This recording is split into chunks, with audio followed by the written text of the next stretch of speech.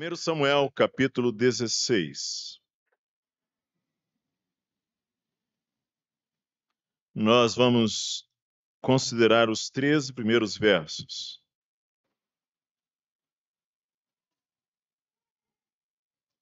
Primeiro Samuel, capítulo 16.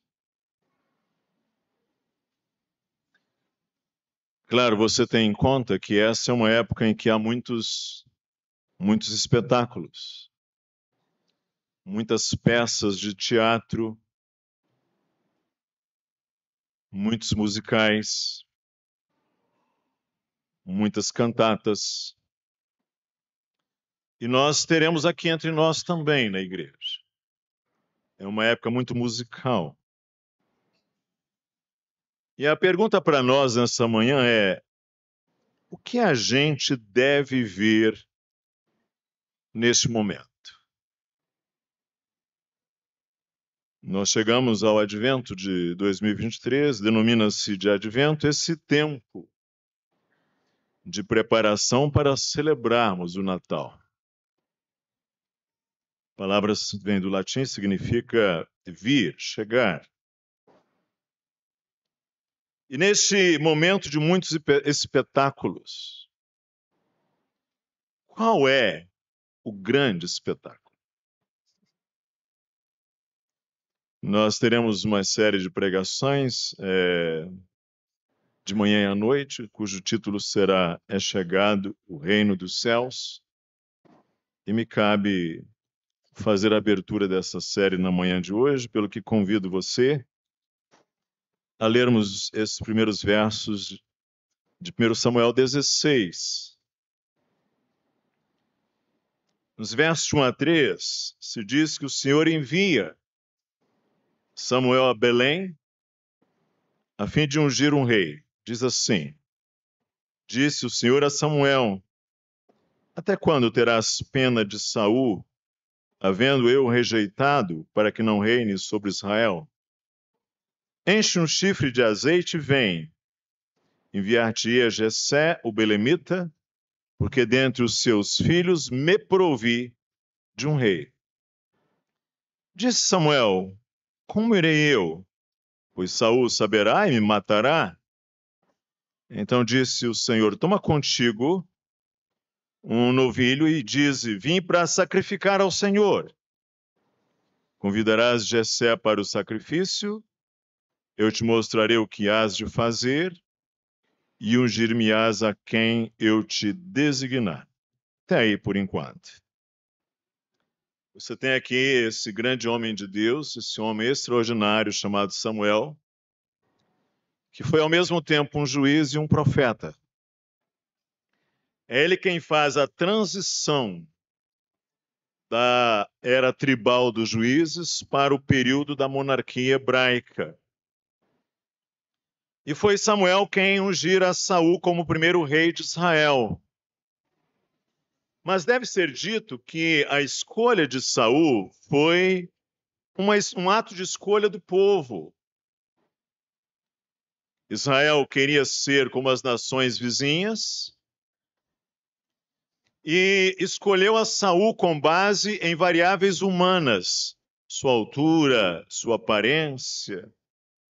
E a escolha de Saul marcou um desprezo de Israel ao Senhor, porque foi totalmente segundo as aparências e variáveis humanas. E Deus consentiu que Samuel ungisse Saul. Mas é preciso que se diga que isso foi uma espécie de juízo de Deus. Por vezes, o juízo de Deus vem em que ele nos dá exatamente aquilo que nós queremos. E Deus deu a Israel: vocês querem um rei assim? Então vocês terão. Isso é juízo de Deus. Saul tinha um espírito atormentado. E agora Deus diz a Samuel: olha, já rejeitei Saul, eu já o desprezei, Você vai a Belém. Belém é lugar na história de Israel em que houve a morte de Raquel. Quando Jacó voltou para a terra, a sua esposa Raquel, a quem ele tanto amava, estava grávida, seu filho caçula, Benjamim. E aconteceu que, chegando ela em Belém, ela teve muitas dores excruciantes. O menino nasceu, mas ela morreu no parto, naquele sofrimento terrível. Aliás, como tantas e tantas mulheres morriam no parto. E aí é interessante que quando os profetas, por vezes, fazem referência a Belém, referem Belém como sofrimento como Raquel. O profeta Jeremias fala assim. Também lá no livro de Mateus, quando se fala da matança dos meninos lá em Belém, em vez de falar Belém, fala é Raquel pranteando os seus filhos, os seus meninos, naquela matança ordenada por Herodes. Também Belém foi a terra em que aconteceu o livro de Ruth. Belém era a terra de Noemi. Aliás, o livro de Ruth termina dizendo que Boaz gerou de Ruth a Obed, Obed gerou a Jessé e Jessé gerou a Davi. Porque Ruth é bisavó do rei Davi. E aqui se diz, verso 1, que Deus rejeitou Saul. Outra tradução diz que Deus, por que você está tendo pena ou dó de Saul? A outra versão diz, por que você se entristece? A NVI diz assim, por Saul. Será que Samuel era condescendente ou Samuel se entristecia? O fato é que Samuel não estava tomando providência alguma. E Deus diz assim, vai lá a Belém, porque dentre os filhos de Jessé, o belemita, eu me provi de um rei. Essa é uma expressão importante. Eu me provi de um rei. Um rei provido para mim mesmo, por mim mesmo. E aí o verso 2 diz que Samuel se preocupou como ele iria justificar uma ida dele até lá, porque se Saul soubesse, Saul poderia matá-lo.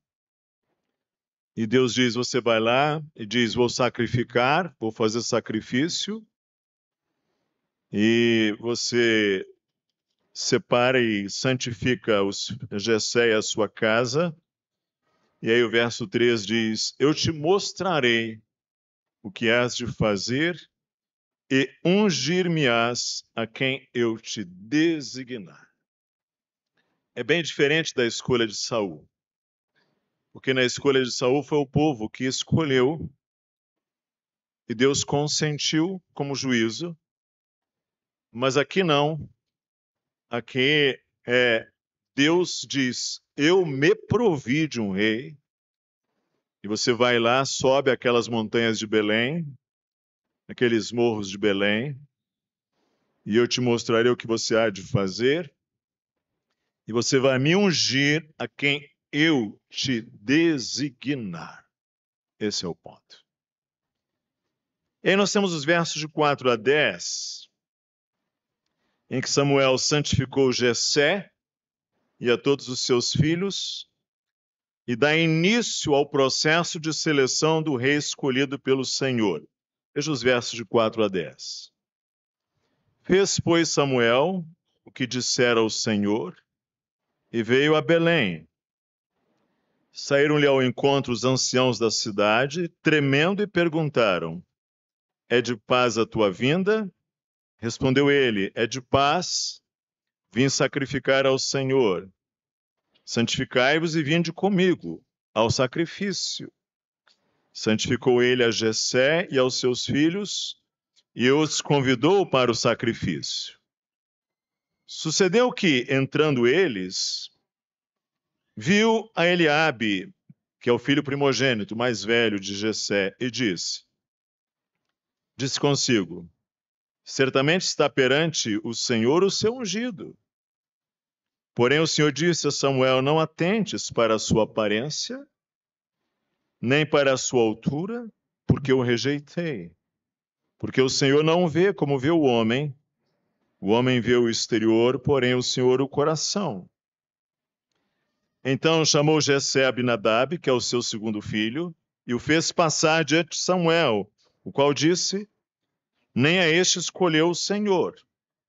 Então Jessé fez passar a Samá, ou Simei, porém Samuel disse: tampouco a este escolheu o Senhor. Assim fez passar Jessé os seus 7 filhos diante de Samuel. Porém Samuel disse a Jessé: o Senhor não escolheu a estes. Chegando ali, Samuel, como era um profeta, veio assim uma espécie de presbitério local, de anciania local, de autoridade local, são os anciãos. Perguntar o que Samuel faria ali, ele disse: eu vim santificar, eu vim fazer sacrifício. E aí Samuel santifica a Jessé e a todos os seus filhos e dá início ao processo de seleção de um rei dentre os filhos de Jessé. Está ali, e aí vem o primeiro filho de Jessé, o primogênito, que era do exército de Saul, Eliabe. E quando ele entra ali naquele recinto, diz Samuel consigo mesmo: é este. Certamente está perante o Senhor o seu ungido. Certamente, é ele. Samuel era um homem íntegro. Era um homem temente a Deus. Era também um homem de bom discernimento, em regra. Ele menino, aliás, lá na casa de Eli, no tabernáculo em Silo, ele teria dito: fala, Senhor, porque o teu servo ouve. Então Samuel era um homem íntegro, um homem crente, um homem piedoso. Mas ele estava aqui a julgar por vista, a julgar segundo o seu coração. E às vezes bons crentes podem errar em seu julgamento porque julgam com base naquilo que veem, nas suas categorias humanas, nas suas referências humanas. Mas aí tem um verso-chave aqui para esse texto, que está no verso 7. Porém, o Senhor disse a Samuel: não atentes para a sua aparência, nem para a sua altura, porque eu rejeitei. É o mesmo verbo usado para a rejeição de Saul. Eu rejeitei. E aí Deus diz assim: porque o Senhor não vê como o homem. O homem vê o exterior. Porém, o Senhor vê o coração. E aqui está o ponto. Deus queria que Samuel escolhesse e ungisse um rei não segundo o coração de Samuel, não segundo as inclinações naturais do povo de Israel, mas Samuel escolhesse, ungisse um rei segundo o coração de Jeová, segundo o coração do Senhor. Um rei segundo o coração de Deus. E aí o que ele faz? Ele dispensa o primeiro. E aí Jessé então faz passar o segundo. Abinadab. Deus disse, também não é este. Faz passar o terceiro, Simei. Também não é este, não escolheu ele o Senhor. E aí, Jessé faz passar 7 dos seus filhos. 7.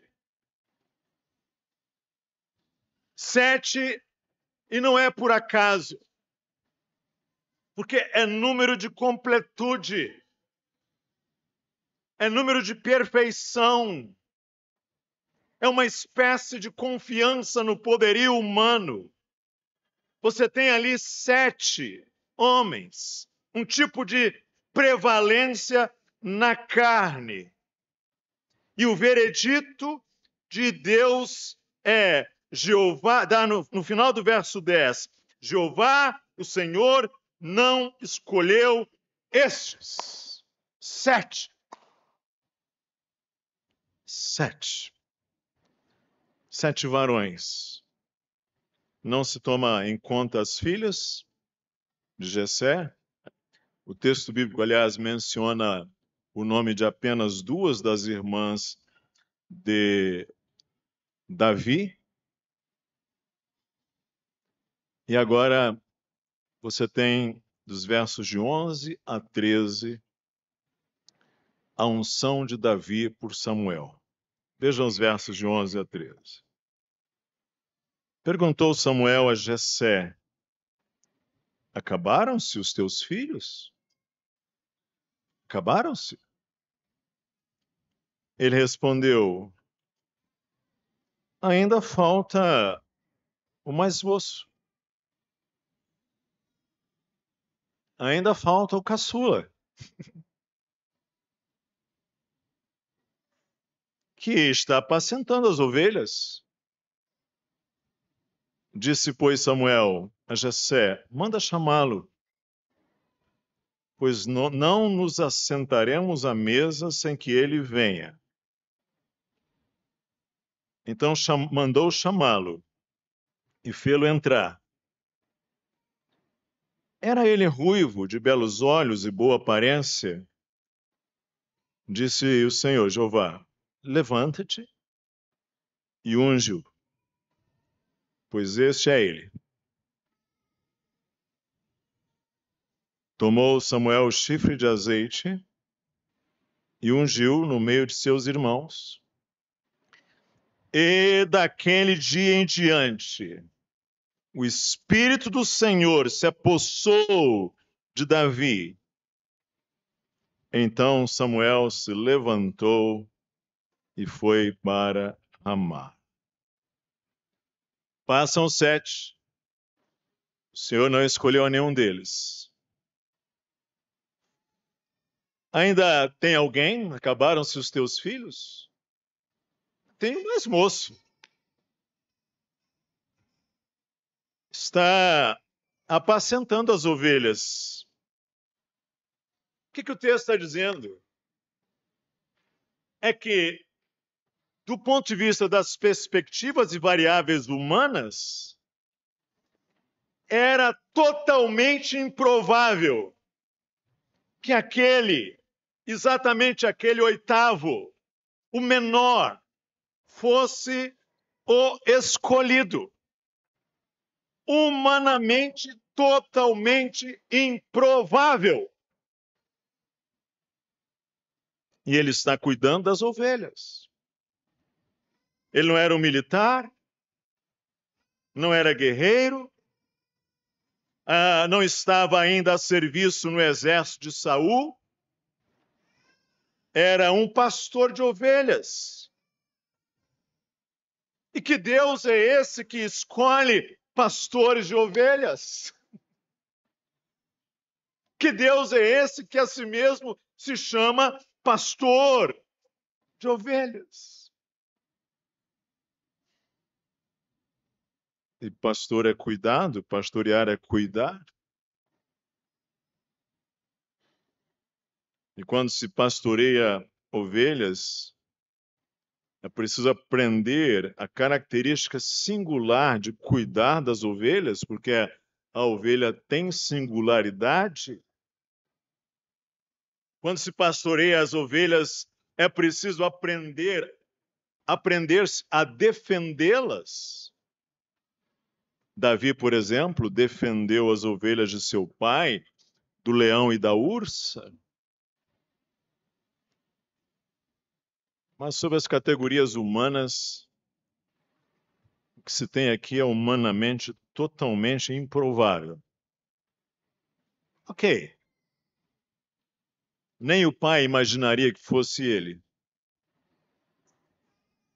Certamente o verso 12 diz que ele era um rapaz de boa aparência, mas era só um rapaz.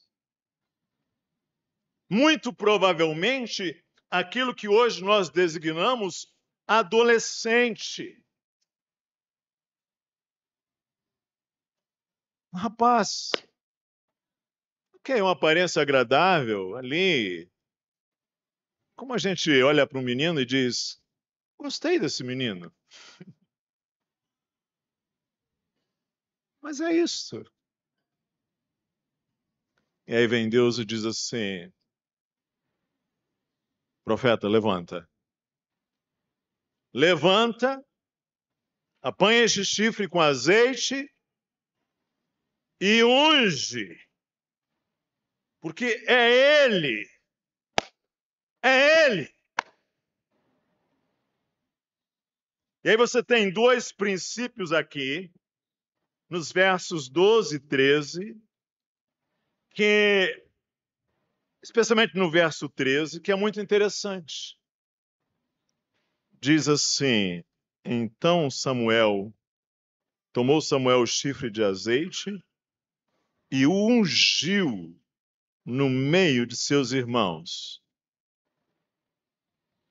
Então você agora imagina, você tem aqueles 7 homens ali, barbados, queimados pelo sol, bravos guerreiros, soldados de Saul. 7, pelo menos os 3 mais velhos eram, estão ali.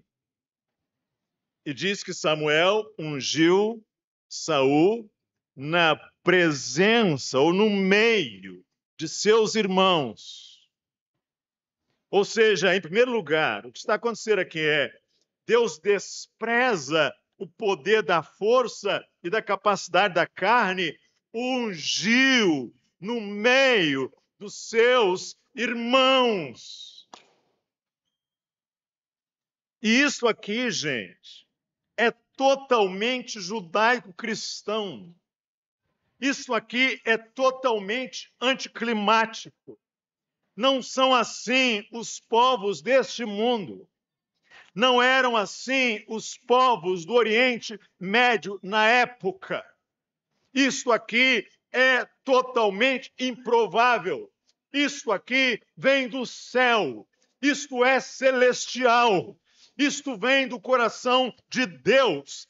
Este Deus que subverte as pirâmides, das convenções, das expectativas, dos valores mundanos, dos valores humanos, dos valores carnais. Esse Deus que subverte os poderes deste mundo.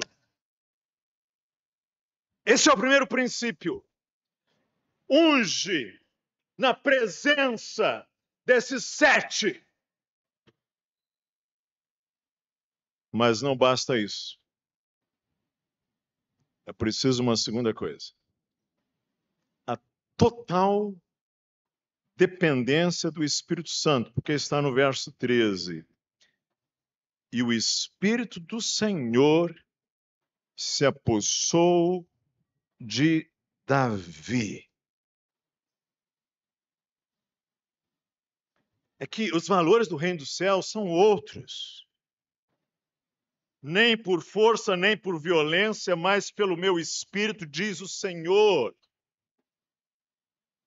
Então, o que temos em Davi, irmãos, é uma escolha divina, tomando por base os critérios estabelecidos pelo próprio Deus. E foi o que aconteceu. E o texto que nós lemos, então, no verso 13, termina dizendo que Samuel saiu de cena Então Samuel se levantou e foi para Ramá. Outra maneira de dizer, Samuel voltou para sua casa. O que nós temos aqui? Uma unção de alguém designado por Deus. Você tem esse profeta subindo até Belém, com um chifre cheio de azeite, azeite que na Escritura é símbolo de honra, é também símbolo de cura, é também símbolo de cuidado, e é também símbolo do Espírito Santo, para ungir Davi, perdão. E nesses princípios, na unção de Davi, nós temos as características da linhagem do Messias. Ou seja, aqui na unção de Davi, nós temos as características do Messias que viria da descendência de Davi. Não sei se você sabe, mas a palavra Messias significa o ungido. Aquele que foi ungido. O ungido. A palavra ungido na língua grega é Christos, ungido. E também não sei se você sabe, mas Jesus é nome. Jesus é nome, que aliás é um nome bastante comum, porque é a forma grega do nome hebraico Josué. O nome é Jesus. Agora, Cristo é título. Cristo é descritivo de ofício. Cristo aponta para alguém que é o ungido de Deus. Por isso se diz Jesus, o Messias. Jesus, o Cristo. Jesus, o ungido. Vem desse sentido. Verso 13. O Espírito Santo sobre o ungido de Deus. E aqui nestes textos nós temos as características do Messias, da linhagem de Davi. Preste aqui uma atenção para a gente considerar um pouco. A escolha humana de Saul e o impulso de Samuel para ungir aquele primogênito, certamente está diante do Senhor, o seu ungido, o seu escolhido. Quando Israel escolheu a Saul, e quando Samuel pensa em escolher Eliabe com base na sua vista, naquilo que ele julga aparência, primogênito, isso exemplifica as escolhas humanas tomando por base critérios estritamente humanos. Irmãos, você que vem a esse culto na manhã de hoje, nós somos seres humanos caídos. E o coração do ser humano caído é enganoso, desesperadamente corrupto, a ponto de Deus ter que dizer ao próprio Samuel, havendo eu rejeitado, eu rejeitei, nem a este escolheu o Senhor, tampouco a este escolheu o Senhor não escolheu a estes. Muitas das vezes, nós escolhemos não com base naquilo que vem do céu, mas com base naquilo que são as nossas convenções humanas. Aconteceu um episódio assim no deserto. Quando Moisés envia os 12 espias para espiar a terra, eles ainda não haviam entrado na terra, então Moisés escolhe um espia de cada tribo para espiar a terra de Canaã, e os espias vão lá eles ficam impressionados com a terra, colhem um cacho de uva extraordinário, colhem romãs imensas, percebem que a terra era uma terra pródiga, uma terra muito fértil, uma terra que, aliás, está lá hoje ainda, com aquela guerra até hoje, não é? Está lá uma terra próspera, mas 10 deles dizem assim, mas a gente não pode ir lá não. A gente não pode porque aquela é uma terra de gigantes, e nós parecíamos gafanhotos diante deles. Nós parecíamos gafanhotos. Eles viram lá aquela etnia, não é, dos gigantes e sentiram-se pequenos. Isso é julgar por vista. Apenas Josué e Caleb dizem, não, a gente pode ir, vamos. E aí você tem um dos episódios mais trágicos do Antigo Testamento. É quando Israel ouve os 10 e não os 2. Isso resulta em 40 anos amargando no deserto. Porque ali é um típico exemplo. Quando a maioria está completamente errada. Completamente errada. E às vezes, como eu já disse lá atrás, às vezes, como falei da escolha de Saul, às vezes o juízo de Deus é nos dar exatamente aquilo que nós queremos. Deus diz assim, ok, Gilson, ok, Igreja Batista da Graça, ok, você que aqui está, meu filho, ok, você, minha filha, você quer isso? Então, tome. E é juízo. Juízo. E a gente não percebe. Ok, vamos lá. Nós não temos hoje com os nossos governantes civis os mesmos termos de uma aliança teocrática que nós temos aqui, eu preciso dizer isso. Mas nós temos um princípio aqui. É que um coração que despreza a Deus pode escolher para si governantes ímpios. Corações que desprezam a Deus podem constituir para si governantes ímpios, perversos, sem temor a Deus, sem respeito a Deus. E isto não trará juízo só. Isto já é uma expressão em si mesmo. Isto já é uma expressão de juízo. Ou seja, quando o povo escolhe, coloca sobre si homens perversos e ímpios, isso já é em si mesmo um ato de juízo de Deus. Para usar a linguagem do apóstolo Paulo aos Romanos, isso já é uma expressão da ira de Deus. E tem um problema. Quando Deus escolheu Davi, ele escolheu Davi porque ele era o rei segundo o coração de Deus.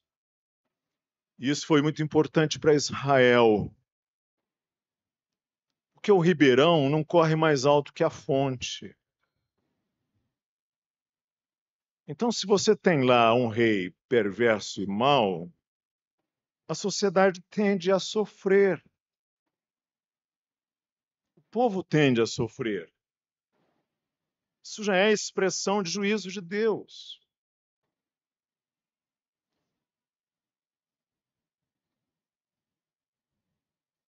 Então, se nós, por exemplo, tivermos no Brasil, se esse for o nosso caso, de governantes que não temem ao Senhor, irreverentes, insolentes, arrogantes, altivos, cínicos, o que vai acontecer com o nosso povo? É juízo. E não nos perguntem, será que já não experimentamos isto?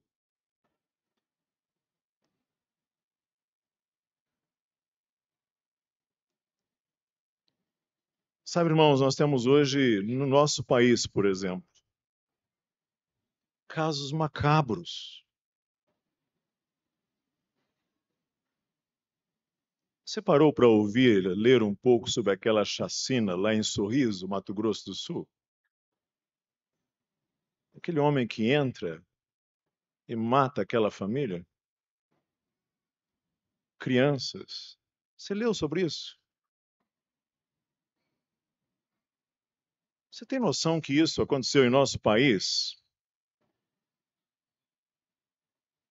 Você já parou para começar a perceber que nós estamos nos tornando uma sociedade em que o ser humano brasileiro não tem vergonha de mentir? Que quando ele é apanhado em mentira, isso não o faz corar, isso não o faz envergonhar-se, isso não faz cobrir a cabeça, ele já não tem mais vergonha de mentir.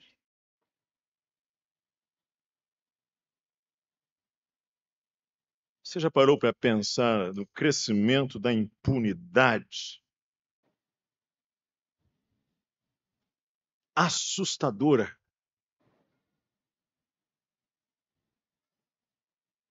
Claro, como igreja, a gente deve ter e deve ser uma antítese à realidade desses valores caídos.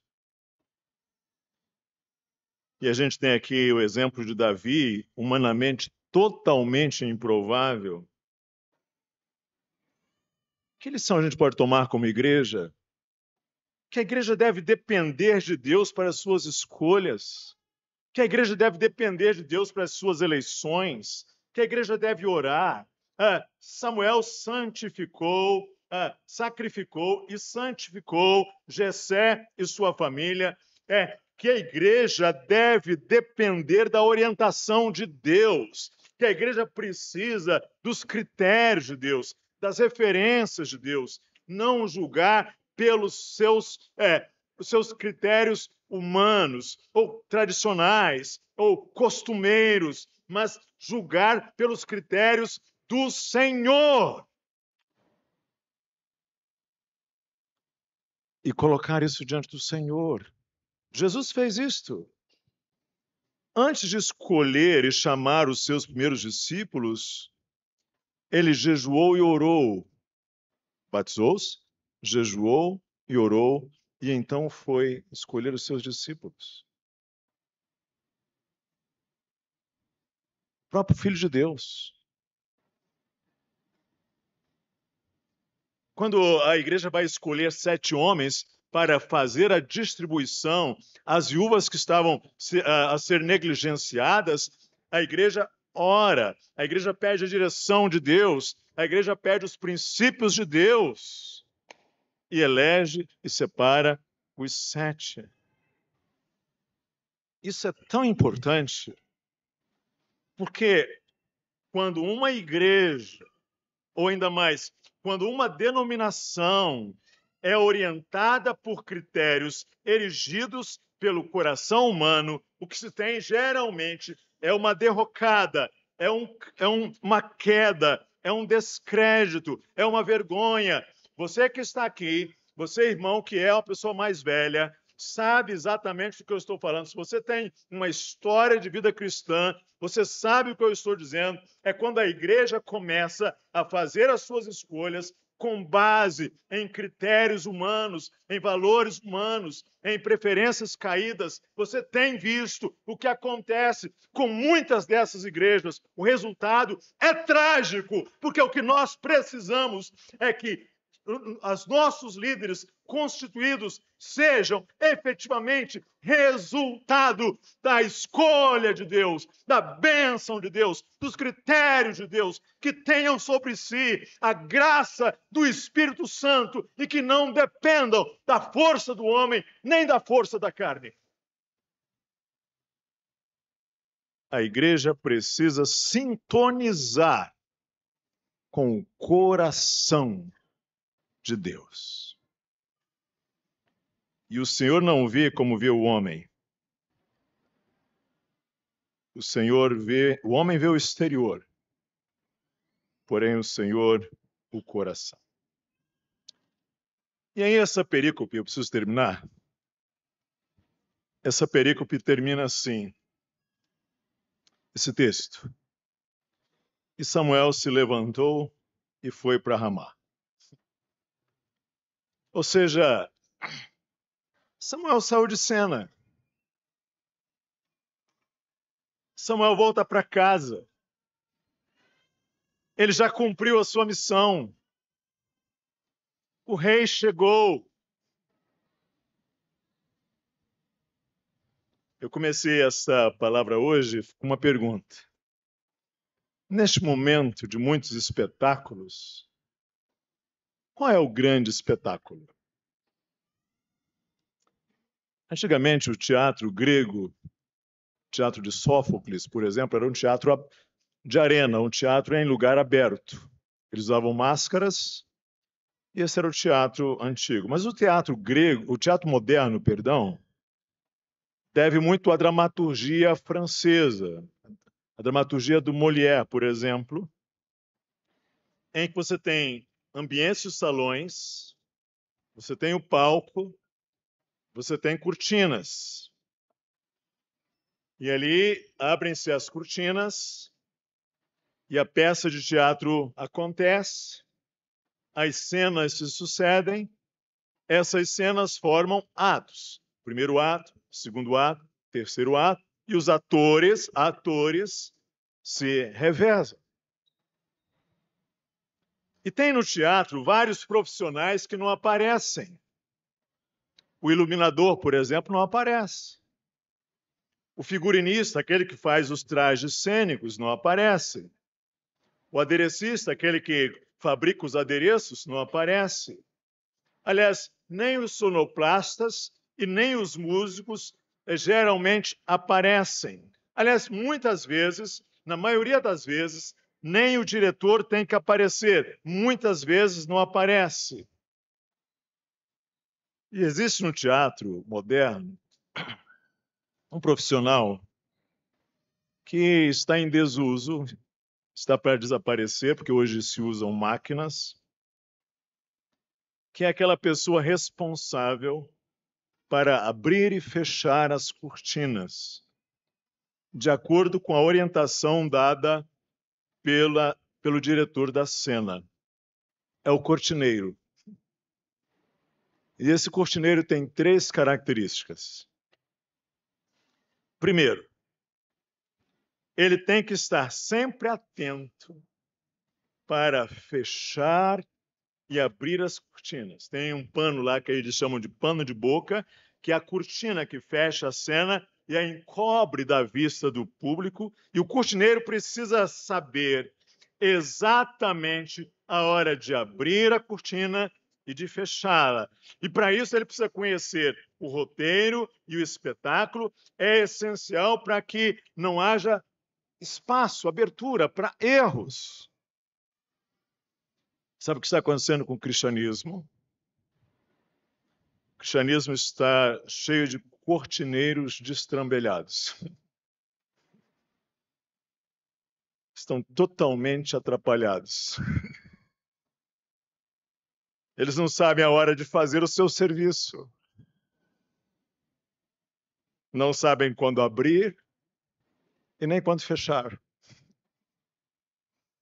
Estão destrambelhados. Sabe a segunda característica do cortineiro? É que precisa seguir o script, ele precisa seguir o roteiro, em que se tem as orientações do diretor. Ou seja, o cortineiro precisa orientar-se por um roteiro, por um script seguro, definido, certo, pensado, planejado. A peça tem um diretor e os bons cortineiros orientam-se pela direção. Eu disse lá atrás, nós somos seres caídos e o coração humano é enganoso. Sabe o que um segundo problema que a gente vê hoje no nosso cristianismo? É que o cristianismo hoje está cheio de cortineiros que se orientam pelo próprio script. O próprio script, próprio roteiro. Você tem uma terceira característica do cortineiro, é que ele precisa permitir que o público contemple a grande cena.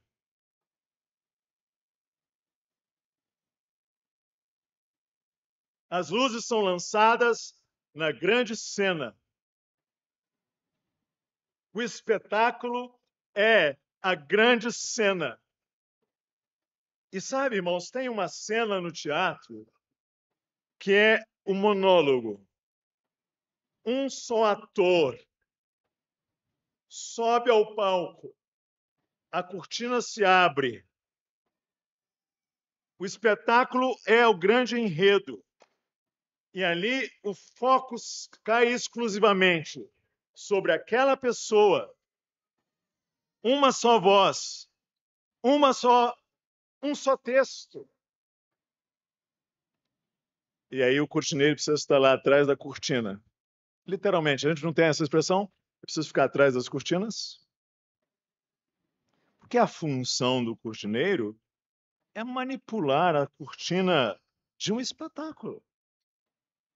Agora, você imagina que coisa mais patética é o cortineiro que não sabe deixar que a glória recaia sobre o ator durante o seu monólogo.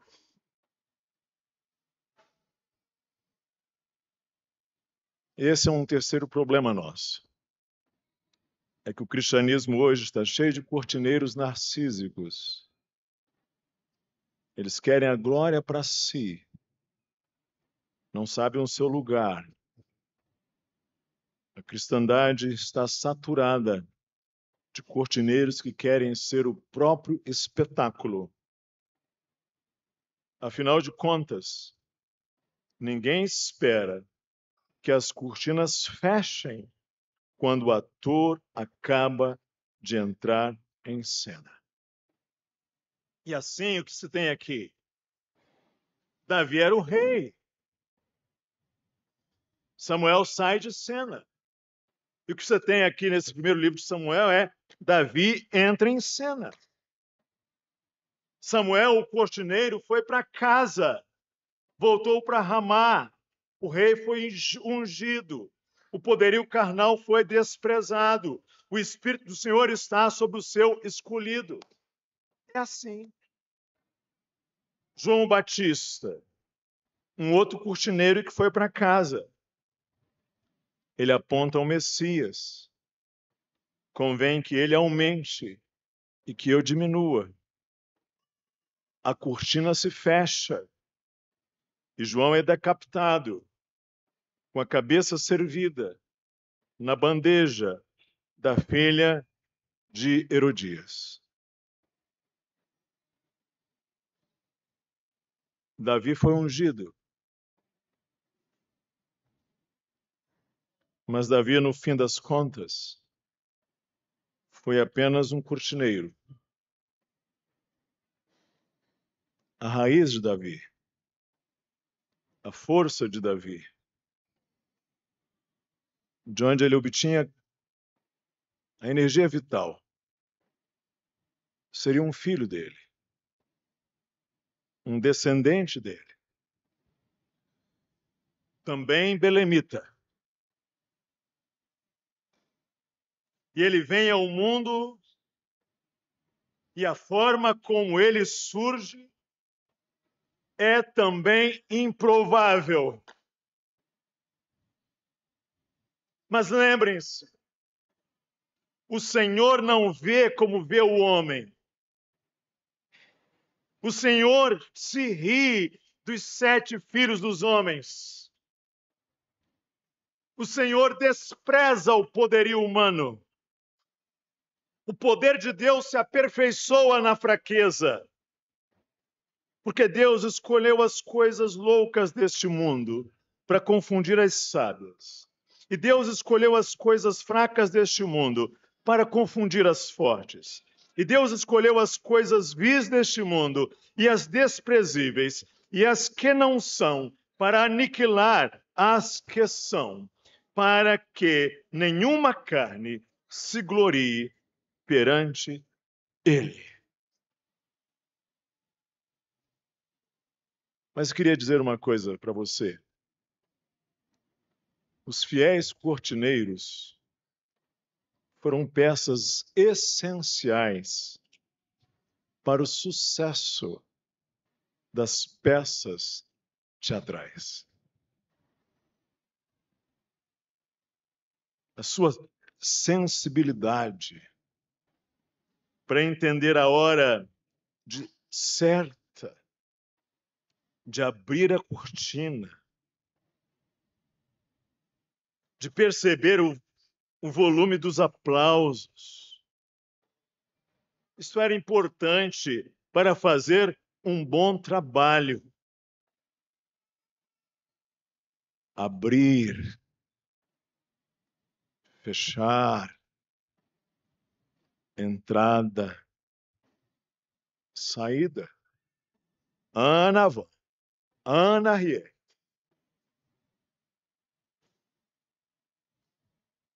O que se requer dos cortineiros, permitam-me, é que sejam achados fiéis. Neste tempo do advento, esse é o ponto. Vamos permitir que seja visto aquele que deve ser visto. O Espírito do Senhor Deus está sobre mim, porque o Senhor me ungiu para pregar boas novas aos quebrantados. Enviou-me a curar os quebrantados de coração, a proclamar libertação aos cativos e a pôr em liberdade os algemados, a apregoar o ano aceitável, o ano do jubileu, e o dia da vingança do nosso Deus, e a consolar todos os que choram, e a pôr sobre os que em Sião estão de luto uma coroa em vez de cinzas, óleo de alegria em vez de pranto, veste de louvor em vez de espírito angustiado, a fim de que se chamem carvalhos de justiça, plantados pelo Senhor, para a sua glória. Que neste tempo do advento, irmãos, que nós mostremos quem precisa ser visto. Mostremos aos nossos filhos, às nossas crianças, a nossa casa, que em nossa igreja, que em nossa sociedade, mostremos que o grande espetáculo não é o iluminador, o cenógrafo, o músico,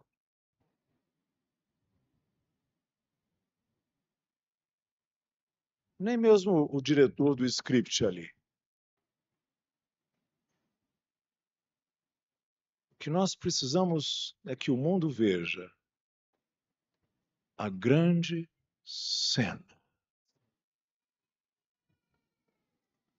Nem que seja de um só. Ele. Que nós façamos o nosso papel e digamos: o tempo está cumprido e o reino de Deus é chegado.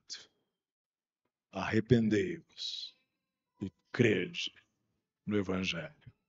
Vamos fazer isso nesse tempo, chamado Advento, que hoje tem início. Que o Senhor nos abençoe. Vamos orar?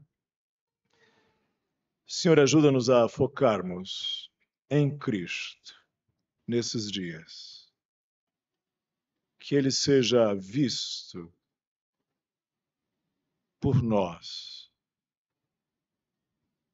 Que nós contribuamos para isso.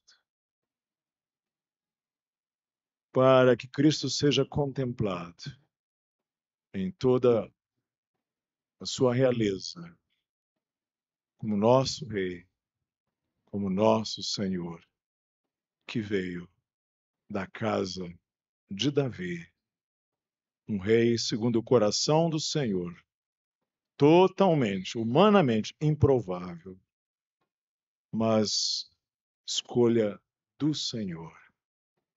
Ajuda-nos a termos corações assim, em Cristo Jesus. Amém.